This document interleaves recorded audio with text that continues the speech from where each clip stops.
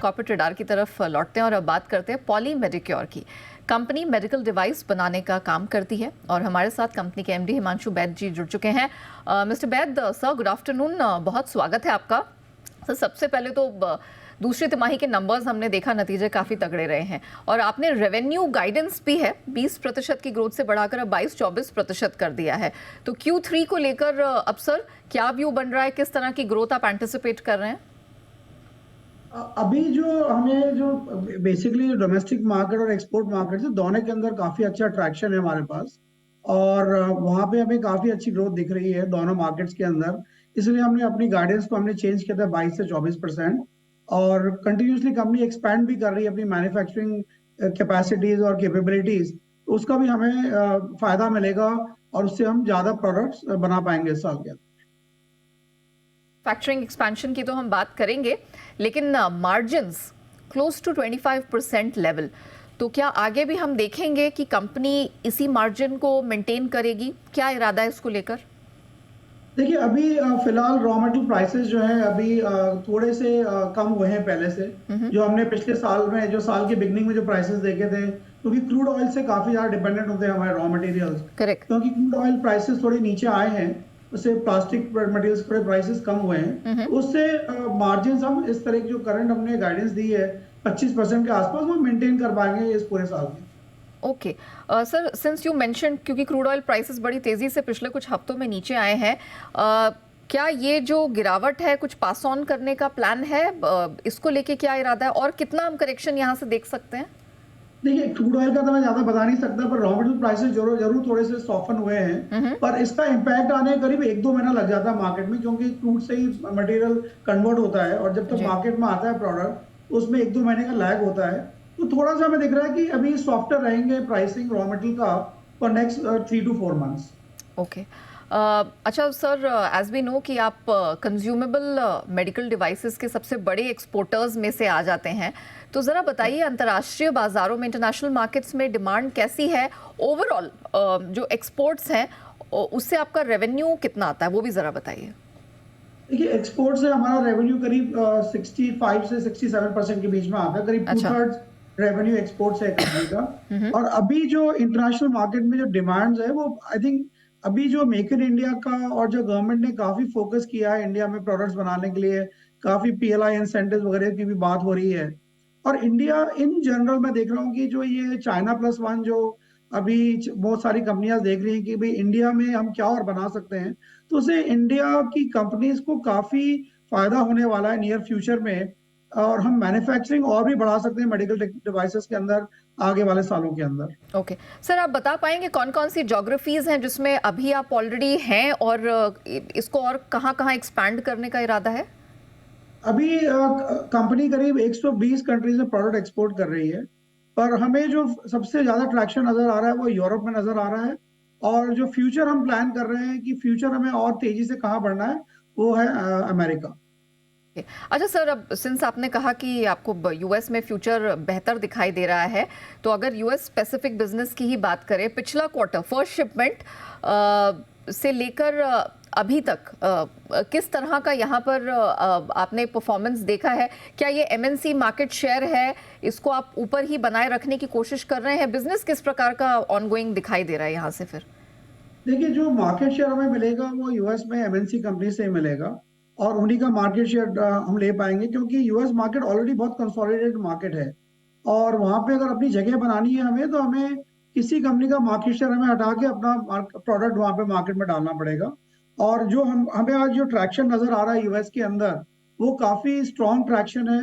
और काफी सारे हम प्रोडक्ट्स की और भी बात कर रहे हैं वहां पे मार्केट में लॉन्च करने के लिए। तो हमारा प्लान है कि by end of 2024 calendar year हमें शायद 8 से 10 प्रोडक्ट्स के FDA अप्रूवल्स मिल जाएंगे और उससे हम यूएस मार्केट में काफी तेजी से एक्सपेंड कर पाएंगे। बट यूरोप अभी हमारा आधा जो कंपनी का एक्सपोर्ट है वो यूरोप जा रहा है, वो काफी बड़ा हिस्सा है जो हमारे कंपनी के अंदर है अभी, क्योंकि यूरोप मार्केट में बहुत बड़ा ट्रैक्शन है अभी और प्रोडक्ट्स की एक्सेप्टेंस भी बहुत अच्छी है। और हम काफी तेजी से यूरोप में ग्रोथ कर भी रहे हैं अभी। ओके सर, मेरा 2 सवाल है। यूरोप मार्केट पे तो मैं बात करूंगी, लेकिन ये जो 7 से 8 प्रोडक्ट्स की आपने बात की, इनको इस वित्त वर्ष में जो अप्रूवल मिलेगा उनके बारे में बता सकते हैं? ये नए वर्टिकल के हैं या उसी कैटेगरी में है जिसमें अभी ऑनगोइंग बिजनेस है? कि अभी उसी कैटेगरी में जिसमें ऑनगोइंग बिजनेस है, जो हमारा मेन कैटेगरी है वैस्कुलर इन्फ्यूजन हाँ, प्रोडक्ट्स, हाँ। उसी के अंदर हम लोग काम कर रहे हैं यूएस मार्केट के अंदर। ओके। और यूरोप का मार्केट, क्या वो यूएस मार्केट से अलग है? क्या वहाँ डिमांड अलग आ रही है? वहाँ कैसी ग्रोथ दिख रही है आपको इस वित्त वर्ष के लिए? देखिए, यूरोप में हम लोग काफी सालों से प्रेजेंट है, करीब 10 से 15 साल से प्रेजेंट है। पर पिछले 5 सालों में हमने काफी इसमें ग्रोथ देखी है। और इस साल जो हम यूरोप में ग्रोथ देख रहे हैं, करीब 30 से 35% की यूरोप में हमें ग्रोथ दिख रही है। अभी तक जो पहले 6 महीने हमने जो रिजल्ट्स आए हैं उसमें, और आगे भी हमें यही ग्रोथ नजर आ रही है अगले 6 महीने के लिए भी। जो ये फाइनेंशियल ईयर जब एंड होगा, तो यूरोप ने काफी अच्छा हमारे लिए परफॉर्मेंस किया है, और आगे भी ऐसा ही दिखता है। ओके सर, आपने कहा कि आपका जो रेवेन्यूज है उसमें 2/3 कंट्रीब्यूशन एक्सपोर्ट्स का ही है।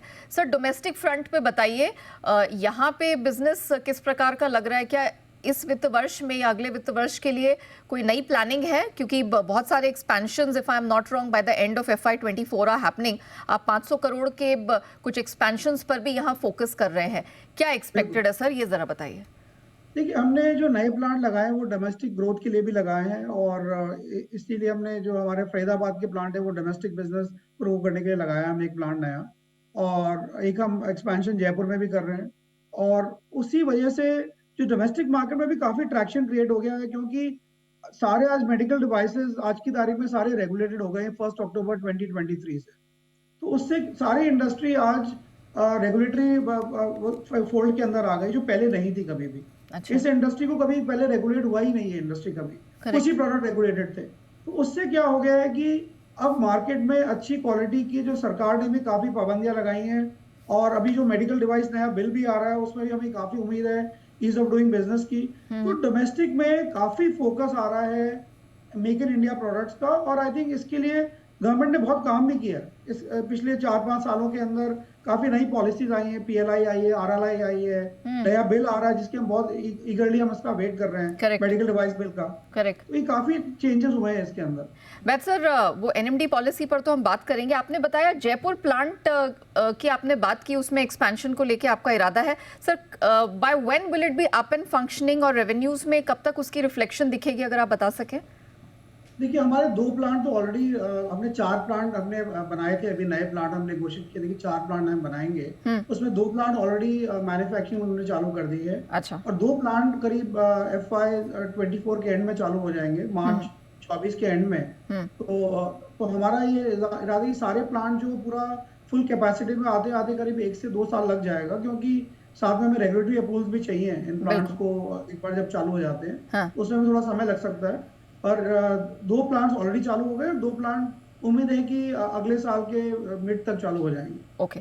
अच्छा सर, हम NMD policy, national medical devices policy के बारे में बात कर रहे थे, जिसको इसी साल अप्रैल में ही हरी झंडी मिली है। सर, मुझे बताइए, ये जो डोमेस्टिक मेडिकल डिवाइस इंडस्ट्री है, किस तरह का ग्रोथ पोटेंशियल फिर यहाँ से दिख रहा है? क्योंकि क्लियरली यही माइंडसेट था या यही उद्देश्य रहा है कि इम्पोर्ट डिपेंडेंसी घटाई जाए और फिर एक्सपोर्ट्स को ग्लोबल मार्केट्स में रीच बढ़ाई जाए। आई थिंक आपने बिल्कुल ठीक बोला है, क्योंकि इंडिया करीब 70% इम्पोर्ट डिपेंडेंट था मेडिकल डिवाइसेस के अंदर। और हम केवल इंडिया में लो से मीडियम टेक प्रोडक्ट्स बना रहे थे। और मेडिकल डिवाइस पॉलिसी जो नई आई है, उसमें रिसर्च पे बहुत ध्यान दिया गया है। और साथ में जो ये नए 4 मेडिकल डिवाइस पार्क्स जो घोषित हुए हैं गवर्नमेंट के द्वारा, वो बहुत इंपॉर्टेंट है, क्योंकि उन प्लांट चारों पार्क्स में नया इन्वेस्टमेंट आ रहा है आज मैन्युफैक्चरिंग के लिए। और इंडिया में करीब आज की तारीख में 1000 से 1500 कंपनियों ने नए मैन्युफैक्चरिंग लाइसेंस लिए हैं पिछले 3 साल के अंदर, अलग अलग मेडिकल डिवाइस बनाने के लिए। तो मुझे ये दिख रहा है आगे की मेडिकल डिवाइस जो इंडस्ट्री है, इसकी काफी तेजी से ग्रोथ होगी इंडिया के अंदर, to cater local market as well as export markets.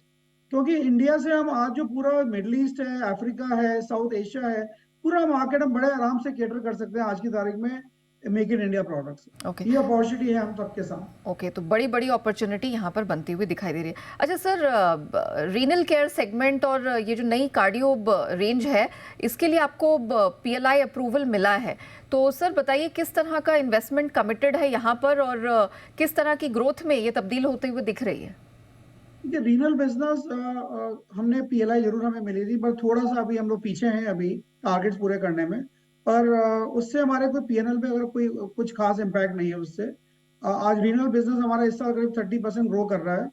और थोड़ा सा अभी इसमें करेक्शन आना है, क्योंकि जो मैंने पहले भी कहा था कि कुछ चाइना से प्रोडक्ट्स आ रहे हैं, सस्ते प्रोडक्ट्स आ रहे हैं जो मार्केट में डंप हो रहे हैं, और उसके लिए जरूरी है जो नई जो आज जो रेगुलेटरी पॉलिसी आई है गवर्नमेंट की और जो नए रेगुलेशंस आए हैं उससे इस पे काफी कर्व होगा। चाइना से जो प्रोडक्ट्स आ रहे हैं जो अनरेगुलेटेड आ रहे थे, और मुझे उम्मीद है कि कुछ सालों में ये हम इसको और 40 से 50% ग्रोथ की तरफ ले जाएंगे। पर अभी फिलहाल जो है, अभी इस साल हम 30% ग्रोथ कर रहे हैं मेडिकल डिवाइस ये रीनल सेगमेंट के अंदर। जहां तक कार्डियोलॉजी का सवाल है, ये नया सेगमेंट है और हमें उम्मीद है कि हम अगले साल बिगिनिंग में इस प्रोडक्ट्स को मार्केट में लॉन्च करेंगे, खासकर इंटरवेंशनल कार्डियोलॉजी के अंदर। और इसमें कैथेटर्स और गाइड वायर्स होंगे ज़्यादा से ज़्यादा, और ये भी इंपोर्ट सब्स्टिट्यूट्स हैं। और हमें उम्मीद है कि हम प्रोडक्ट्स अच्छी, हमें इसकी ग्रोथ मिलेगी आगे अगले 2-3 सालों में। ओके सर, क्विकली एक आखिरी सवाल, कैश बैलेंस और डेट की स्थिति कंपनी की कैसी है, कोई गाइडेंस यहाँ पे देंगे आप? बिल्कुल, कंपनी की करीब जो शॉर्ट टर्म डेट है करीब 100 करोड़ के आसपास है, और लॉन्ग टर्म डेट करीब 20 करोड़ के आसपास है, और कैश बैलेंस रफली 290 करोड़ है। Okay Baid sir, thank you so much, it was a pleasure speaking with you. आपने बहुत बेहतरीन तरीके से कंपनी के ग्रोथ प्लान्स, एक्सपेंशन और इस पूरी इंडस्ट्री में किस तरह के प्रोस्पेक्ट्स हैं उसको बखूबी दर्शकों के सामने रखा, उसके लिए आपका बहुत बहुत धन्यवाद।